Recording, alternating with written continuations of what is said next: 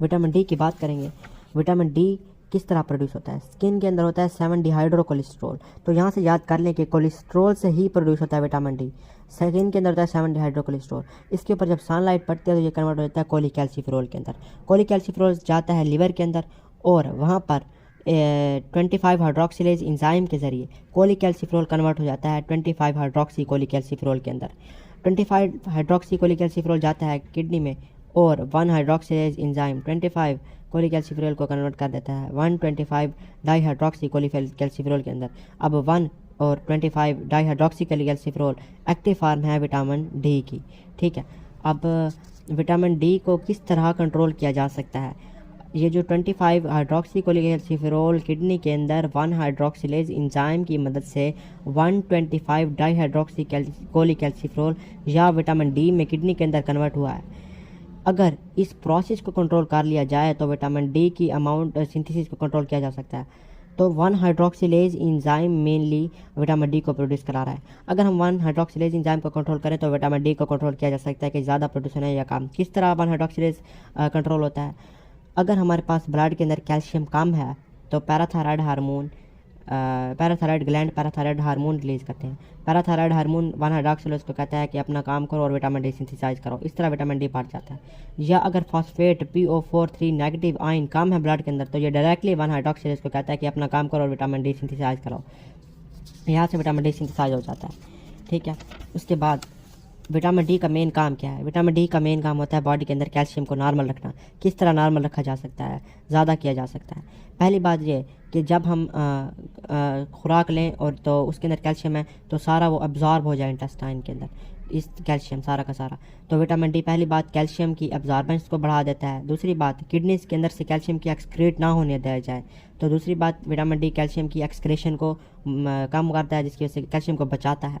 तीसरी बात बोन्स के अंदर भी तो कैल्शियम होता है, विटामिन डी बोन से कैल्शियम को उतार के ब्लड के अंदर ले जाता है। तो अब एक एक इसका फंक्शन पढ़ते हैं किस तरह करता है। इंटेस्टाइन के अंदर विटामिन डी जाता है और विटामिन डी 3 रिसेप्टर के साथ बाइंड करता है और कहता है कैल्बाइनिन प्रोटीन सिंथेसाइज करवा दो। कैल्बाइनिन प्रोटीन वहाँ पे सिंथेसाइज हो जाती है। कैल्बाइनिन प्रोटीन का काम ये होता है कि जो भी कैल्शियम आए उसको इंटेस्टिनल सेल के अंदर अब्सॉर्ब करा दे। तो इस तरह कैल्शियम की अब्जॉर्बेंस बढ़ जाती है। दूसरी बात जो विटामिन डी है वो बोन रिजॉर्प्शन प्रोसेस को बढ़ाता है, यानी कि बोन से कैल्शियम को उतार के ब्लड के अंदर ले जाता है ताकि कैल्शियम मेंटेन रहे। ठीक है, तीसरी बात ये हमारे पास किडनी के अंदर भी कैल्शियम को एक्सक्रीट आउट नहीं होने देता। ठीक है, अच्छा, और ये विटामिन डी पाया कहाँ कहाँ जाता है? फैटी फिश के अंदर, लिवर के अंदर, एग यॉक के अंदर, दूध के अंदर वैसे नहीं पाया जाता, लेकिन अगर दूध को फोर्टिफाई किया जाए तो उसके अंदर पाया जाता है। और विटामिन डी की नॉर्मल रिक्वायरमेंट डेली होती है 15 माइक्रोग्राम पर डे। ठीक है, अगर उम्र ज़्यादा होती जा रही है, 70 साल से ज़्यादा उम्र है, तो 20 microgram per day vitamin D को देना चाहिए। अच्छा, विटामिन डी की कमी से क्या हो सकता है? वही हो सकता है कि कैल्शियम कम हो जाएगा। अब कैल्शियम कम होने से क्या होता है? विटामिन डी की कमी से होता है न्यूट्रिशनल रिकेट। रिकेट एक बीमारी है चिल्ड्रन के अंदर, विटामिन डी की कमी की वजह से होती है। जब भी बोन फॉर्मेशन होती है ना, बोन को ग्रोथ होती है और बोन को पावरफुल बनाना होता है तो बोन के अंदर कैल्शियम डिपॉजिट होना शुरू हो जाता है। डिपॉजिट होना लाजमी है, लेकिन अगर ब्लड के अंदर कैल्शियम होगा ही नहीं तो बोन के अंदर कैसे डिपॉजिट होगा? तो बोन तो ग्रो करती जाएगी लेकिन कैल्शियम डिपॉजिट नहीं होगा। बोन वीक हो जाएगी, इजीली फ्रैक्चर होना शुरू हो जाएगी कि उसके अंदर कैल्शियम डिपॉजिट नहीं हुआ क्योंकि कैल्शियम आया ही नहीं ब्लड में, क्योंकि विटामिन डी की कमी थी। तो सॉफ्ट और प्लायबल बोन्स होती हैं।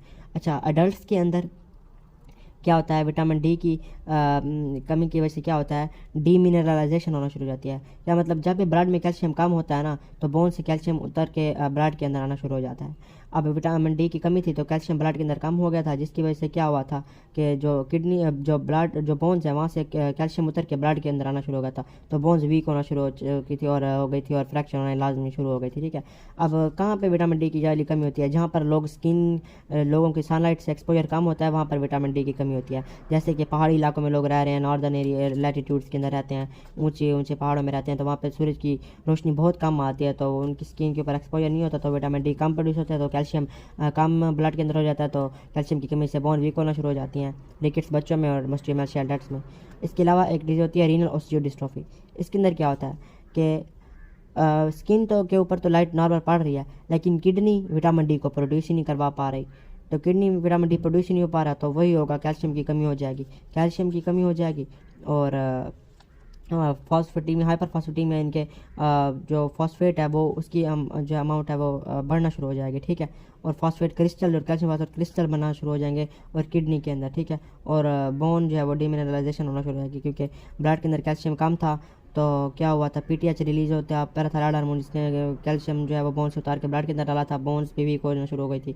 रीनल ऑस्टियोट्रॉफी बिल्कुल ऑस्टियोमेल्शिया की तरह है, लेकिन इसमें जो होता है कि किडनी के अंदर विटामिन डी सिंथेसाइज नहीं होता, तो कैल्शियम कम होना शुरू हो जाता है। तो ब्लड के अंदर कैल्शियम बढ़ाने के लिए बोन से उतार लिया जाता है, कैल्शियम बोन्स वीक हो जाती हैं। दूसरी बात, कैल्शियम जो है वो एक्यूमुलेट होना शुरू हो जाता है किडनीज के अंदर, या फॉस्फेट एक्यूमुलेट होना शुरू होता है किडनी के अंदर, तो किडनी के अंदर जो है वो स्टोन्स वगैरह प्रोड्यूस होता है, क्रिस्टल वगैरह, ठीक है।